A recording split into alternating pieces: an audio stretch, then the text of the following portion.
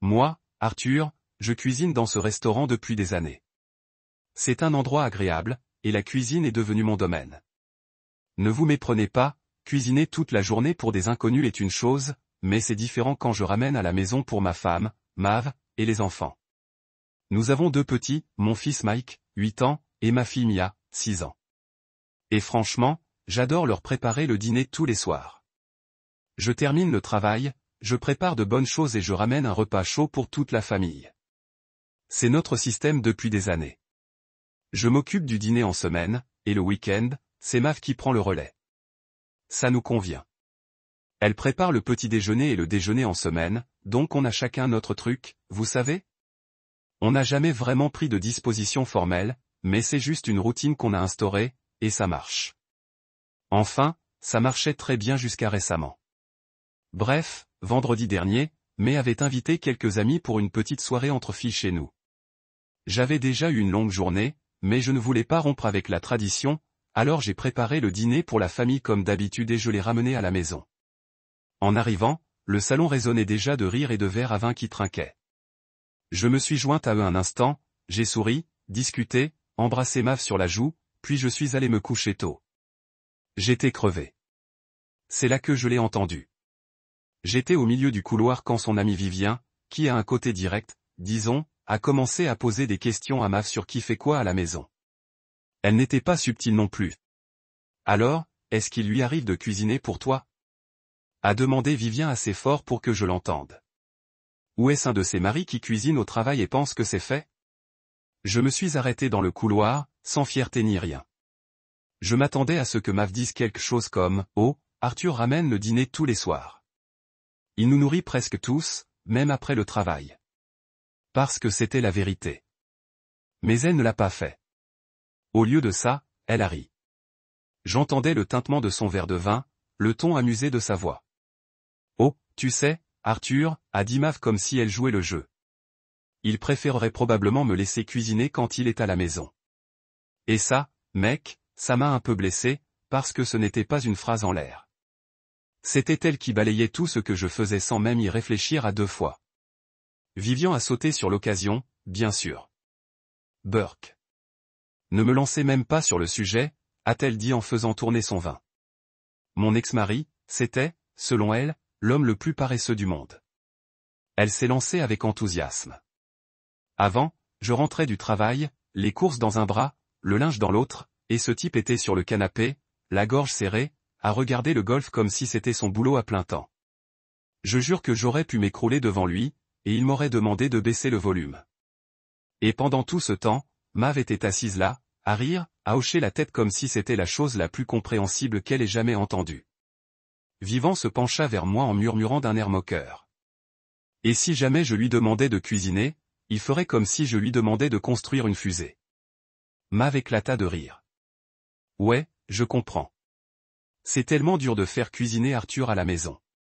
Et du jour au lendemain, je n'étais plus Arthur, le mari qui ramène le dîner tous les soirs. Pensif, fiable, les pieds fatigués et tout, mais une sorte de chute sur les maris paresseux qui ne se donnent pas la peine. Je suis resté une seconde dans le couloir, figé. Je n'étais même pas furieuse sur le coup, juste abasourdi. Jean, quoi? Je n'ai pas arrêté de penser, sérieux, Mav? C'est comme ça que tu veux jouer? Je n'ai rien dit sur le moment. C'était une soirée entre filles. Elles buvaient, riaient, se détendaient. Je ne voulais pas débarquer et avoir l'air de ne pas pouvoir accepter une blague, ou pire, de commencer quelque chose devant ses copines. Mais bon sang, ça me perturbait. Plus je restais au lit à fixer le ventilateur, plus ça s'envenimait. Parce que ce n'était pas une question de blague. Pas vraiment. C'était d'entendre ma femme, qui sait pertinemment ce que je fais tous les soirs, me raconter une histoire qui me faisait passer pour un clochard qui n'aide jamais. Et oui, je comprends qu'on prenne les choses à la légère, qu'on ne veuille pas créer de malaise entre amis, mais à mes dépens pour quelque chose qui est complètement faux. Enfin, qu'étais-je censé faire? Rire avec elle depuis le couloir, les rejoindre et faire comme si ça ne me faisait pas mal? C'était comme une claque. Une petite blague discrète, enveloppée de rire et de vin, mais une claque quand même. Je me suis couché tôt ce soir-là pour essayer de me remettre, mais ça me rongeait. Plus j'y pensais, plus j'étais agacé. Pourquoi ne parlait-elle pas? Je comprends qu'on veuille garder les choses légères entre amis. Vraiment. Mais je ne pense pas qu'on doive le faire en faisant passer son conjoint pour un méchant, surtout quand ce n'est même pas vrai. À mon avis, on est censé être derrière soi, pas se mêler des moqueries, même si c'est juste une blague. Le lendemain matin, je me suis dit qu'elle en parlerait peut-être, ou je ne sais pas. Peut-être qu'elle se rendait compte qu'elle m'avait mis dans une situation délicate, mais non, rien. Elle faisait comme si tout était normal, comme si la nuit précédente n'avait rien eu. Alors, j'ai attendu après le petit déjeuner, une fois les enfants hors de portée de voix, pour en parler. J'ai dit, dis donc, hier soir, quand vous avez plaisanté sur le fait que je ne cuisinais pas, ça m'a un peu blessé. Tu sais, je nous prépare à dîner tous les soirs. Pourquoi tu as ri comme ça et tu as fait comme si de rien n'était? Elle m'a regardé comme si j'en faisais tout un plat. Oh, allez, a-t-elle dit en agitant légèrement la main. C'était juste une blague. Je ne pensais pas que tu la prendrais autant au sérieux. Mais ce n'est pas juste une blague quand c'est ton partenaire, tu sais, genre, quelqu'un que tu aimes qui sait tout ce que tu sais vraiment, et pourtant il fait comme si tu l'ignorais. J'ai essayé de lui expliquer. J'ai dit, c'était juste irrespectueux. J'avais l'impression que tous les efforts que je fournissais chaque jour ne comptaient pas. Je pensais qu'elle comprendrait. Vraiment. Mais au lieu de ça, elle a réitéré, j'essayais juste de détendre l'atmosphère. Je ne voulais pas rendre les choses embarrassantes en me défendant devant Vivant. Elle faisait comme si je lui avais demandé de se battre ou de faire une scène dramatique devant ses amis, alors qu'en réalité, tout ce qu'elle avait à faire était de dire, en fait, il cuisine. En fait, il nous ramène à dîner tous les soirs. Mais non. Apparemment, ça aurait été trop gênant. Au lieu de ça, elle m'a dit de laisser tomber et d'arrêter d'être si susceptible. Et honnêtement, ça n'a fait qu'attiser le feu. J'ai essayé de rester calme. Vraiment. Mais il était clair que nous n'étions pas du tout d'accord. À ce moment-là, je ne savais plus quoi dire. J'avais l'impression que mes paroles allaient rebondir. Alors j'ai laissé tomber, du moins pour le moment. J'ai continué ma journée, j'ai emmené les enfants un peu dehors, j'ai essayé de me calmer et de ne pas me laisser ronger par la situation. Mais ça restait comme un poids lourd et silencieux, au fond de mon esprit, me rappelant que ma propre femme avait si peu d'estime pour ce que je faisais pour notre famille qu'elle préférait en rire avec son ami plutôt que de me défendre. Donc, oui, c'était mon vendredi soir, et tout le week-end. Et je sais que certains pourraient dire que j'exagère. Que je prends une blague idiote trop personnellement. Mais ce n'est pas seulement une question de blague. C'est ce qu'elle représente. Parce que je suis dehors tous les soirs, à faire mon service, à préparer les repas, à m'assurer que ma femme et mes enfants passent un bon dîner. Je ne me gave pas de reste. J'en suis fier. Parfois, je prépare 2 ou 3 plats différents juste pour que tout le monde soit content. Je m'en soucie. Et en retour, on me traite comme si ça ne valait même pas la peine d'être reconnu, comme si ce n'était pas une vraie contribution. C'est peut-être une petite chose pour certains, mais pour moi, non. C'est difficile d'oublier quand on a l'impression que tous ces efforts, toutes ces soirées passées à veiller sur ma famille, ont été balancées sous un bus pour un petit rire. On se demande où on en est, vous savez? Et c'est peut-être ce qui m'a le plus touché. Alors, après ce week-end à ruminer, j'ai finalement décidé que je ne pouvais pas laisser tomber. Enfin, oui, c'était censé être une blague, mais ce n'était pas n'importe quelle blague pour moi. J'avais l'impression que Mav acceptait parfaitement que ses amis me prennent pour un mari paresseux qui ne fait pas sa part. Comme c'était tout à fait faux, lundi est arrivé, après être rentré du travail et avoir couché les enfants, j'en ai reparlé. Cette fois, je ne voulais pas juste en parler. Je voulais qu'elle comprenne vraiment pourquoi ça me touchait. Je lui ai dit, écoute, je sais que ça ne te semblait pas grave, mais j'avais l'impression que tous mes efforts ne comptaient pas pour toi. On dirait que tu préfères rire avec tes amis plutôt que de dire du bien de moi. Elle m'a lancé un regard noir, comme si je venais de dire une bêtise. Elle m'a répondu, tu es sérieuse? Puis elle a ajouté, je t'ai déjà dit que c'était une blague. Pourquoi es-tu toujours aussi obsédé par ça? J'essayais de rester calme, mais j'avais de plus en plus de mal à garder mon sang-froid. Je l'ai regardé et j'ai dit, parce que ce n'est pas juste une blague. C'est juste que tu ne l'as même pas corrigé. C'est une chose de rire, mais c'en est une autre de rester là et de laisser ton ami penser que je ne fais rien. On dirait que tu préfères la laisser croire ça plutôt que de me défendre. C'est laquelle s'est mise sur la défensive. Elle croisa les bras et dit, je ne voulais pas être gênée devant Vivant. J'essayais juste d'éviter toute émotion bizarre, c'est tout. Mais j'avais l'impression qu'elle évitait les ondes bizarres à mes dépens. Je n'ai pas pu m'en empêcher. Je dis, alors, mieux vaut me faire passer pour une mauvaise personne que de mettre ton ami mal à l'aise. Elle laissa échapper un long soupir, comme si j'étais complètement à côté de la plaque. Je suis désolée si c'est passé comme ça, dit-elle. Mais ce n'était pas du tout comme ça. Je ne voulais juste pas rendre les choses embarrassantes en me disputant avec Vivant pour quelque chose d'aussi trivial. Trivial. À ce stade, j'étais plus que frustré. Elle ne comprenait pas du tout. C'était comme si elle préférait me laisser prendre le coup, me faire la blague, plutôt que de risquer que son ami ait un moment un peu gênant. Et oui, ça lui paraît peut-être insignifiant, mais ça ne me semblait pas insignifiant d'être là, comme celui qui s'est fait jeter sous un bus pour que personne ne se sente gêné. Alors je lui ai dit, je ne comprends pas comment tu peux trouver ça insignifiant alors que c'est moi qui fais ça tous les jours. Tu crois que je suis content de rentrer fatigué du travail et de préparer le dîner tous les soirs? Je le fais parce que j'en ai envie, mais ce serait bien de sentir que ça se remarque au moins. Je ne demande pas une médaille, juste une petite reconnaissance. Elle a croisé les bras et est restée plantée là, me lançant ce regard qu'on vous lance quand on pense que vous faites une montagne d'une taupinière. Vous savez, ce mélange d'incrédulité et de jugement. Puis elle a dit, bon, peut-être que je pensais juste que tu laisserais tomber, parce que c'était un commentaire. C'était comme un mur qui s'est dressé entre nous. J'essayais d'expliquer que son refus de me défendre me donnait l'impression qu'elle ne respectait pas ce que je faisais. Et elle a continué à balayer ça du revers de la main, comme si j'exagérais, comme si j'exagérais. Alors j'ai dit, bon, si ce n'est pas grave pour toi, alors je vais peut-être arrêter de ramener le dîner à la maison. Comme ça, tu n'auras pas à te sentir gêné ni à me couvrir, vu qu'apparemment, je ne fais pas grand-chose de toute façon. J'ai pensé que ça la toucherait, que ça la ferait réfléchir. Mais au lieu de ça, elle a levé les yeux au ciel et a éclaté de rire. Oh, ne sois pas ridicule, a-t-elle dit. Tu vas vraiment arrêter de ramener le dîner à la maison juste à cause d'une petite blague. Et là, j'en avais marre. Je ne voulais pas continuer à discuter. Il était clair qu'elle n'allait pas comprendre. Je l'ai juste regardée et j'ai dit, d'accord, on verra bien. Puis je suis allé me coucher, car à quoi bon faire durer le sujet alors qu'elle ne m'écoutait même pas? Le lendemain, je suis allé travailler comme d'habitude. Mais cette fois, j'ai tenu parole. J'ai quand même apporté à manger à la maison, mais seulement pour les enfants. Je n'allais pas les mêler à ça. Ils n'ont rien demandé.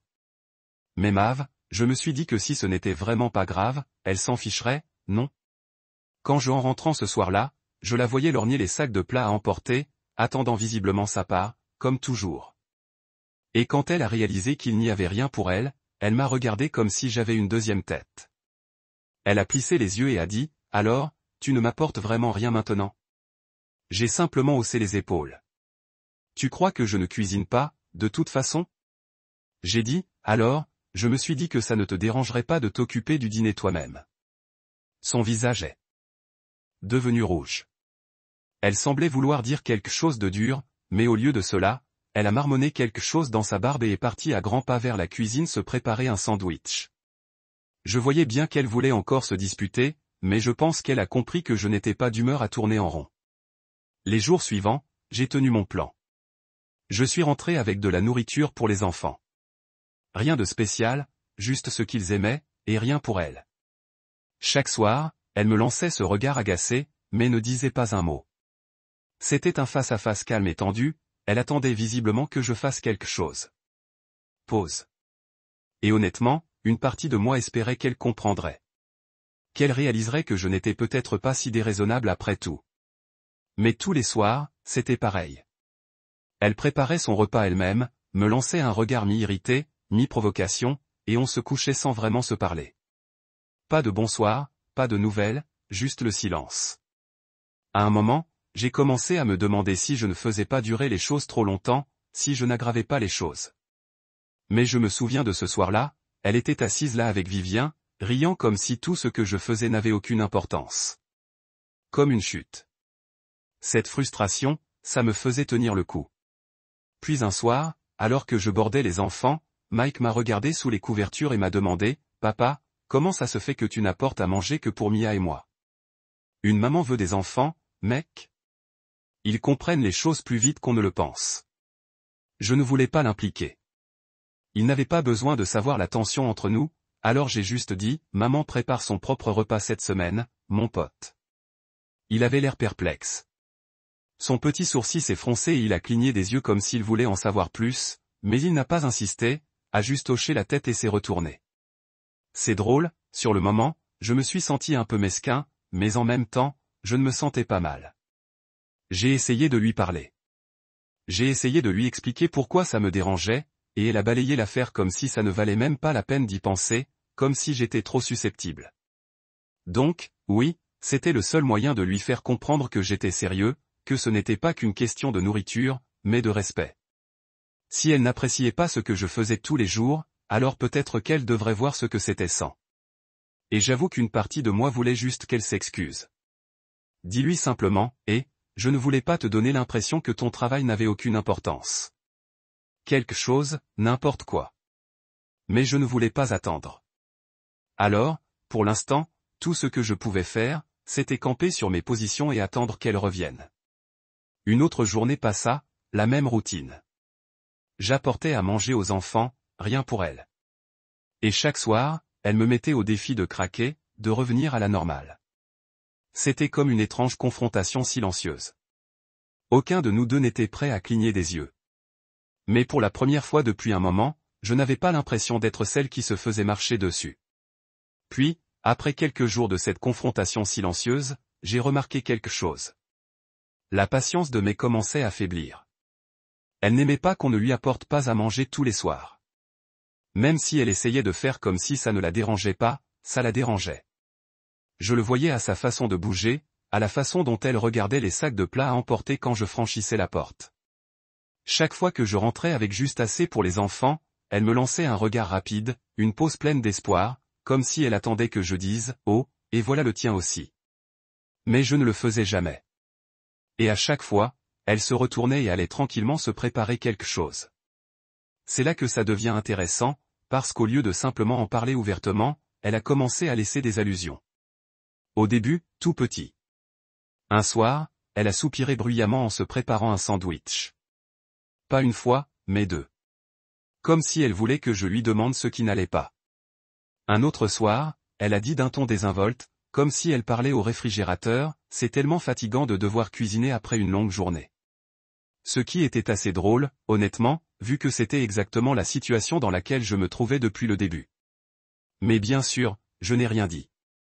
J'ai continué ma soirée en faisant semblant de ne pas l'avoir entendu faire ces allusions. Puis le vendredi soir est arrivé et les choses sont devenues un peu plus directes. Je suis rentré avec le dîner pour les enfants. Rien de spécial, juste leur plat préféré. Emma était assise dans le salon à faire défiler les pages de son téléphone, mais je voyais bien qu'elle m'attendait. À la façon dont elle a levé les yeux quand je suis entré, ce léger silence, comme si elle espérait que ce soir-là, je craquerais et lui apporterais quelque chose. Voyant que non, elle a poussé un long soupir et a dit, « Sérieux? Tu continues à faire ça ?»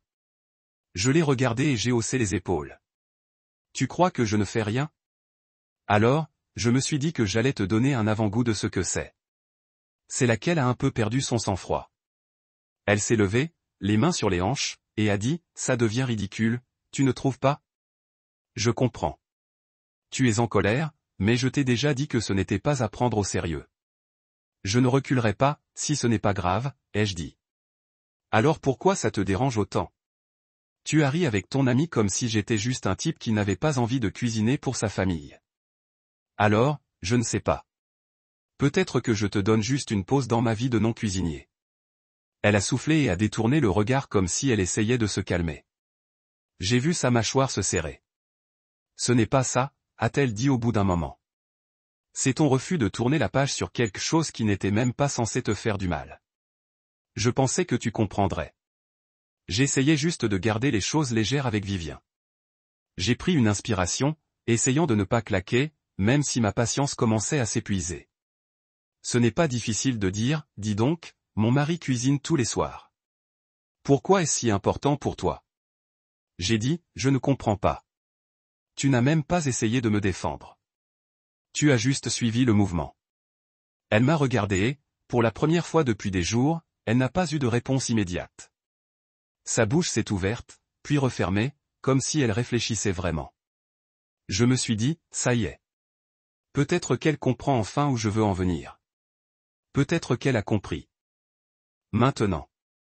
Mais au lieu de ça, elle a secoué la tête et a dit, eh bien, je ne comprends toujours pas pourquoi tu es si énervé à cause d'une blague.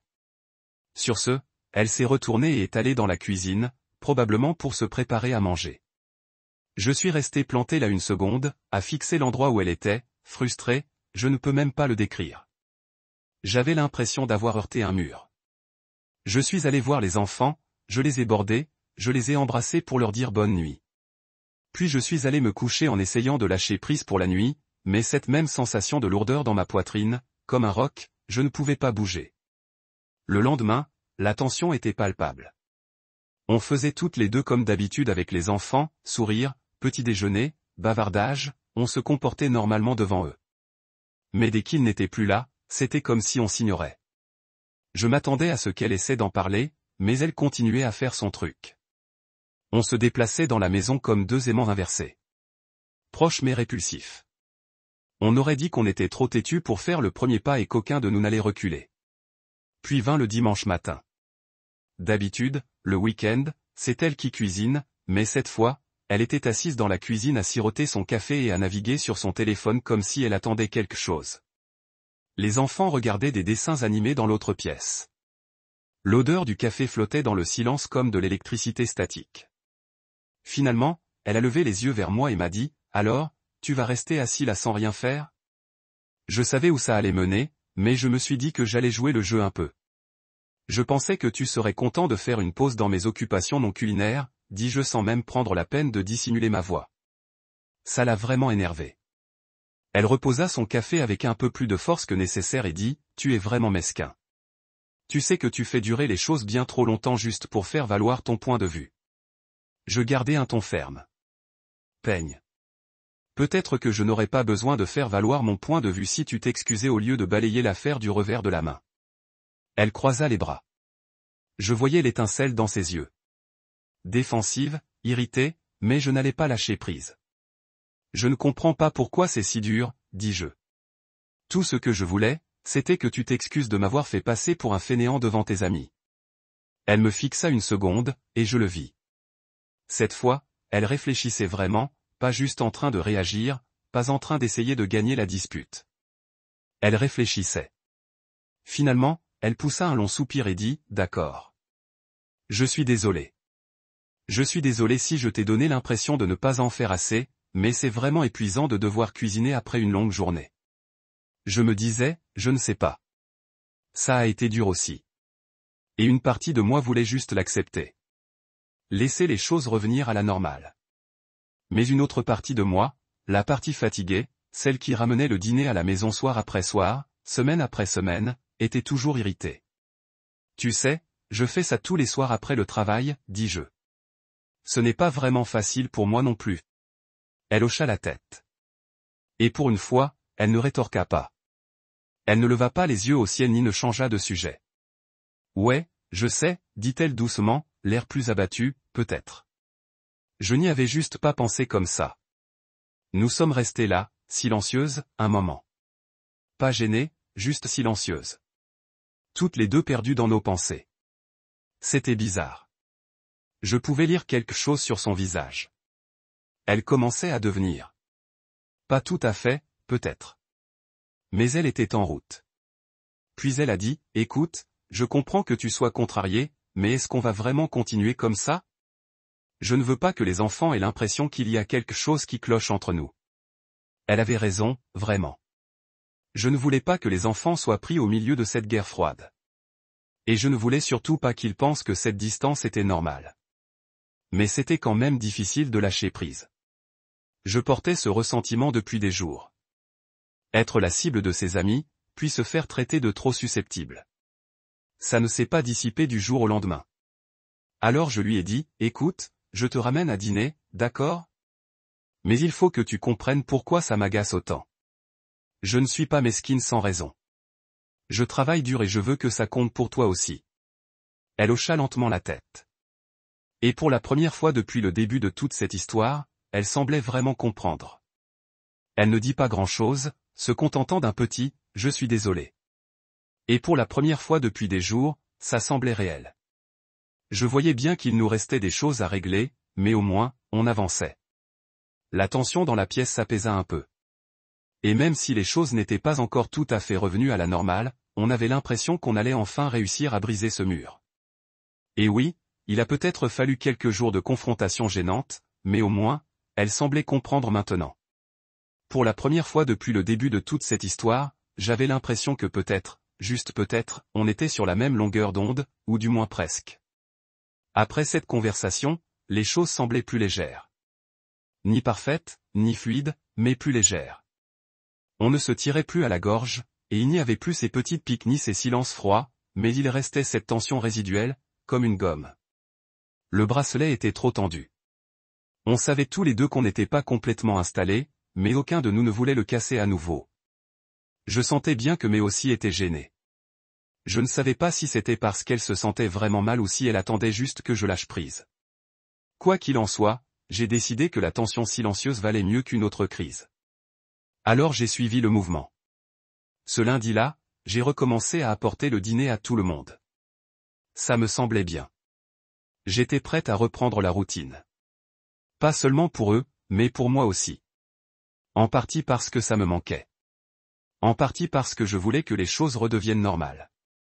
Et puis, même si j'étais encore un peu agacé, qu'une partie de moi pensait encore ce bleu, je voulais laisser ça derrière nous. À un moment, il faut bien se dire qu'aller de l'avant vaut mieux que garder rancune, non? En rentrant avec les sacs de nourriture habituels, je l'ai surprise à les regarder comme si elle ne savait pas si elle devait espérer.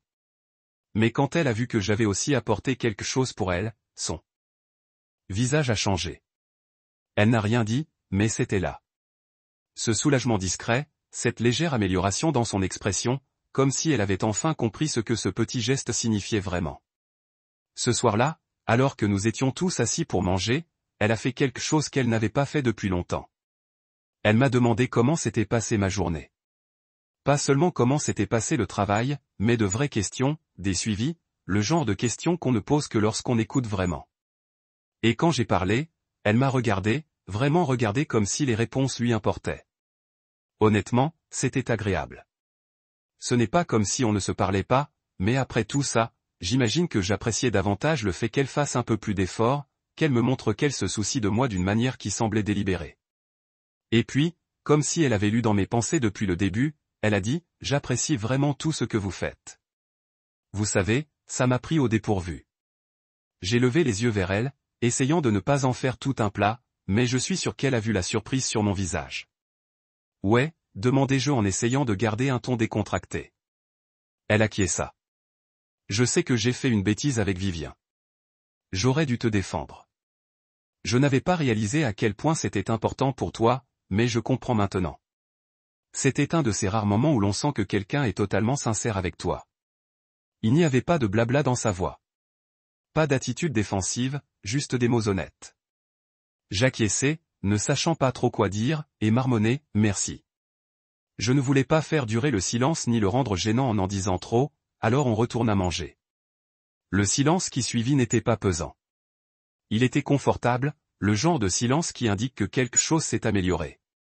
Le reste de la semaine fut presque paisible. Elle n'en reparla plus, mais je voyais bien qu'elle essayait à sa manière. Des petites choses, petites mais importantes. Un soir, après avoir couché les enfants, je descendis en m'attendant à m'occuper de la cuisine comme d'habitude, et je la trouvais déjà propre. Vaisselle faite, plan de travail essuyé, reste rangé. Elle n'en a pas fait tout un plat. Elle a juste levé les yeux du canapé et a dit « Les enfants descendent. » Bon. Comme si ce n'était rien, mais pour moi, c'était quelque chose. Un autre jour, alors que j'étais au travail, j'ai reçu un texto d'elle. « Dis-moi, qu'est-ce que tu as envie de manger ce soir ? Je m'occupe du dîner. » Pas d'émoji, pas d'histoire, juste ça. Et je savais que c'était sa façon de dire « Je te vois. Je m'en occupe aujourd'hui. » C'est drôle comme ces petits gestes peuvent avoir une signification, mais ils en avaient. Et je les appréciais plus qu'elle ne l'imaginait probablement. Ce n'était pas une question de nourriture. Évidemment, c'était une question de motivation, d'essayer d'arranger les choses. Mais bien sûr, les choses ne pouvaient pas rester ainsi éternellement. Jeudi soir, je venais de rentrer et je déballais les provisions comme d'habitude. Quand on a sonné à la porte, je n'attendais personne. Et puis, boum, elle était là, Vivian, debout à la porte comme le fantôme de conversations gênantes évanouies. Elle est arrivée avec sa fougue habituelle, riant trop fort et interrompant Mav comme si elle s'était vue la veille. Papotage, blague, discussion comme si de rien n'était. J'ai quand même gardé mon sang-froid, mais je mentirais si je disais que je ne me suis pas serré la poitrine en la voyant. Je ne savais pas si May lui avait dit quelque chose. Je ne savais pas si elle me prenait encore pour un type qui rentrait à la maison, se détendait et attendait qu'on lui donne à manger. Puis, soudain, Vivien a recommencé. Alors, il a enfin pris une spatule à la maison, a-t-elle dit, comme si c'était la chose la plus drôle du monde. Elle a regardé Mav droit dans les yeux, souriant comme si elles étaient toutes les deux impliquées dans une blague privée de soirée entre filles. Et pendant une seconde, je veux dire, juste une seconde, je me suis sentie prête, me demandant si Mav allait encore rire. Laissez passer. Mais cette fois, elle ne l'a pas fait. Mav s'éclaircit la gorge, se redressa légèrement et adressa à Vivien un sourire poli. Pas faux, mais assurément maîtrisé. Et puis elle dit, en fait, il nous ramène le dîner tous les soirs après le travail. Il le fait depuis des années. Simple, direct, sans prétention, sans arrogance, juste des faits. Il y eut un bref silence, Vivant cligna des yeux, la bouche légèrement entr'ouverte tandis que son regard allait de Mav à moi, puis vice-versa. Prise au dépourvu. Oh, je ne savais pas ça, dit-elle. Son ton soudain un peu déséquilibré, elle laissa échapper un petit rire étrange et pivota brusquement, se lançant dans une histoire de travail ou de nouvelles coupes de cheveux. N'importe quoi pour changer de sujet. Je n'avais pas besoin d'excuses de sa part. Je n'avais pas besoin d'un discours. Mais entendre Mav dire ça à voix haute, la corriger, l'affirmer, ça signifiait quelque chose. C'était comme une conclusion. Je voyais bien que ma femme avait enfin compris et elle me le montrait, même si c'était un peu gênant pour elle. Après le départ de Vivian, Mav s'approcha et s'appuya contre le comptoir, tripotant son téléphone comme si elle ne savait pas trop par où commencer. J'y jetai un coup d'œil. Fini, j'ai attendu. Je voulais être sûr qu'elle sache la vérité cette fois, dit-elle presque comme si elle s'expliquait à elle-même plus qu'à moi. Je lui ai adressé un petit sourire. J'ai remarqué. Elle a semblé un peu soulagée quand j'ai dit ça, comme si elle attendait une approbation. Pas désespérément, juste en espérant que j'avais compris les choses pour ce qu'elles étaient. Si, et ça faisait du bien de la voir aller jusqu'au bout. Je pense qu'elle le savait aussi. Plus tard dans la soirée, alors qu'on se préparait à aller au lit, elle a reparlé. Cette fois, un peu plus ouvertement, comme si elle était enfin prête à tout mettre sur la table. Elle se brossait les cheveux, sans me regarder au début, et a dit, tu sais, j'ai repensé à la façon dont j'ai géré les choses avec Vivien. J'ai levé les yeux de là où je tirais les couvertures en attendant. Je ne m'en étais pas rendu compte, mais j'imagine que j'étais un peu gêné de lui dire à quel point tu le fais vraiment, a-t-elle dit en croisant mon regard dans le miroir. C'est comme si je ressentais une étrange pression pour m'adapter à son expérience, même si ce n'était pas vrai pour nous. Je ne comprenais pas totalement cela, pas au fond, mais je pouvais voir qu'elle était honnête, qu'elle essayait, et c'était tout ce dont j'avais vraiment besoin. Je me rapprochai, reposai légèrement à la main sur son dos. J'apprécie que vous disiez cela. C'est juste pour moi tout ce que je fais, ce n'est pas seulement pour le spectacle, tu sais? Je veux être un bon mari, un bon père, et ça craint quand les gens pensent que je suis le contraire. Elle hocha la tête, se tournant vers moi. Je comprends maintenant. Je le fais vraiment. Je suis désolé que cela m'a pris si longtemps. Je ne l'ai pas poussé plus loin. Il n'y avait pas de point. Elle avait dit ce que j'avais besoin d'entendre. Nous avions tous les deux un peu à apprendre de tout cela. Et je pouvais voir qu'elle faisait l'effort de me rencontrer à mi-chemin. Qui comptait? À ce jour, j'étais juste prêt à le laisser derrière nous. L'air entre nous se sentait plus clair, moins comme un champ de mine.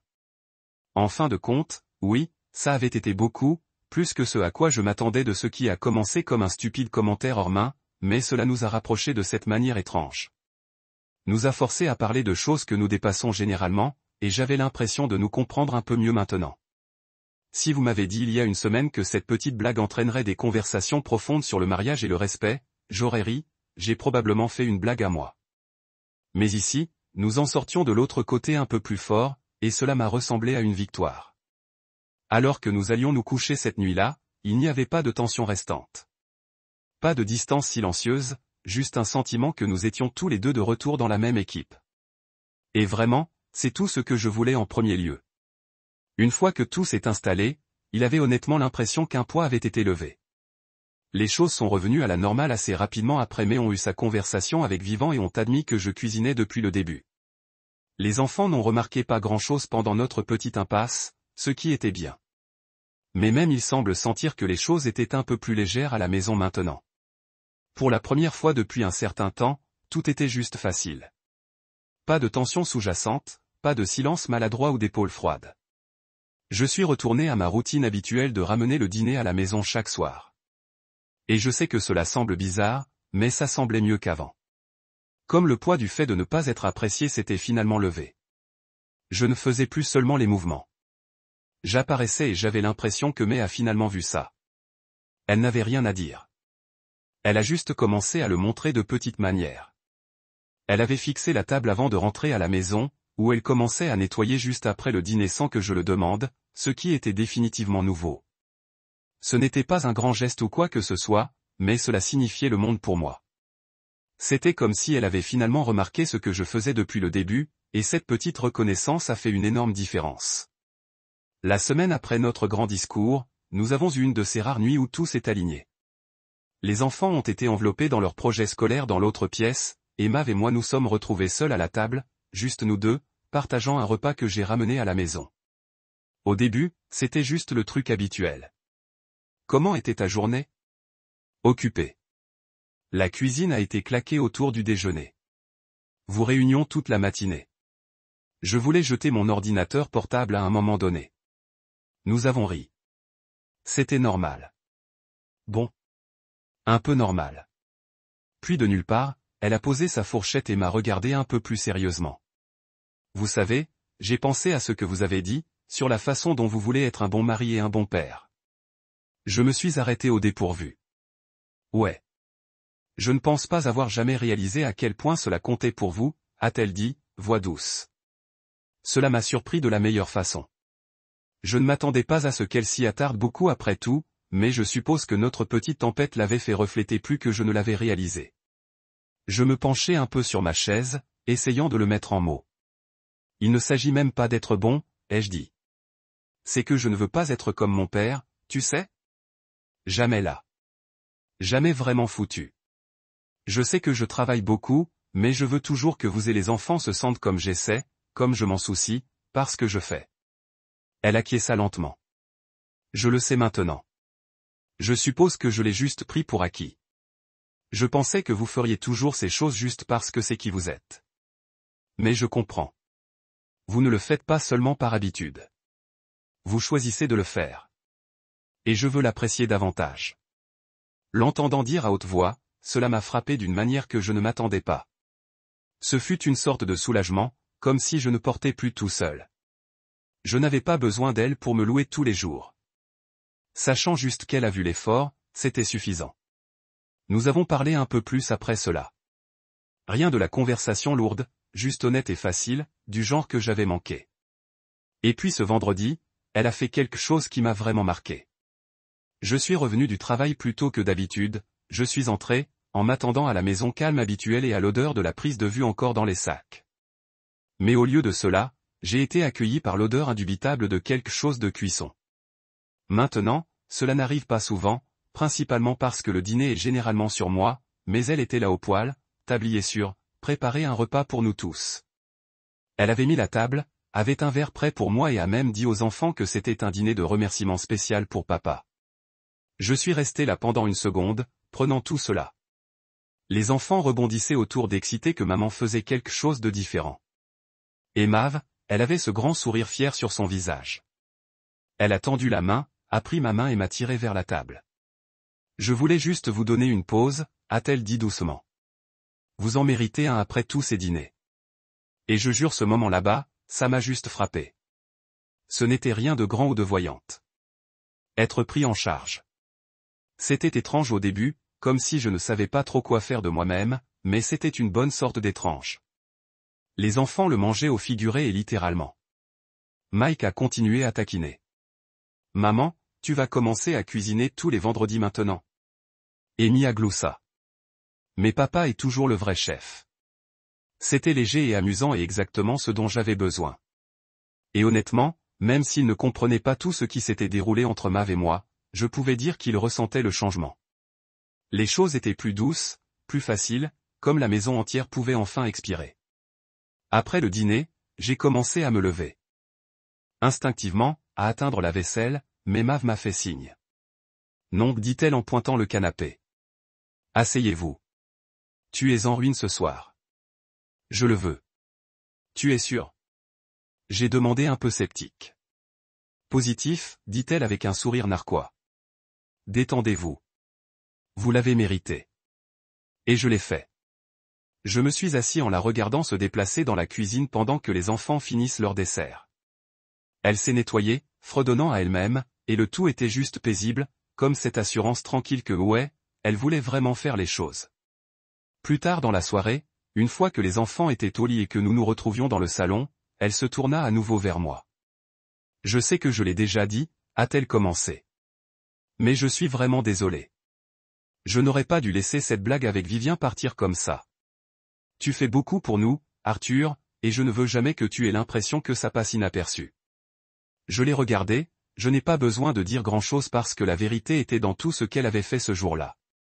Pourtant, je me suis fait hocher la tête. Merci. Je comprends maintenant. Ressentiment. Parler plus, vérifier plus, et honnêtement, ça fait du bien. J'ai toujours cru que les relations prennent du travail. Mais parfois, ce sont les petites choses, le commentaire décalé, le haussement d'épaule, la reconnaissance manquée qui vous apprend les plus grandes leçons. Alors oui, c'était juste un peu de malentendu, quelque chose qui a gêné plus loin que nécessaire, mais cela a fini par être la chose qui nous a rappelé à la fois ce que nous voulons dire les uns aux autres. Et la prochaine fois que quelqu'un comme Vivian fera un commentaire, je sais que Mav ne le laissera pas glisser. Elle interviendra, prendra la parole et s'assurera que je ne me tiens pas là. Nous apprenons tous les deux, essayons tous les deux. Et à la fin de la journée, c'est tout ce que je peux vraiment demander. C'est drôle comment quelque chose qui semble si petit s'est avéré être exactement ce dont nous avions besoin pour nous rapprocher un peu. Et je suppose que c'est la vraie victoire dans tout cela.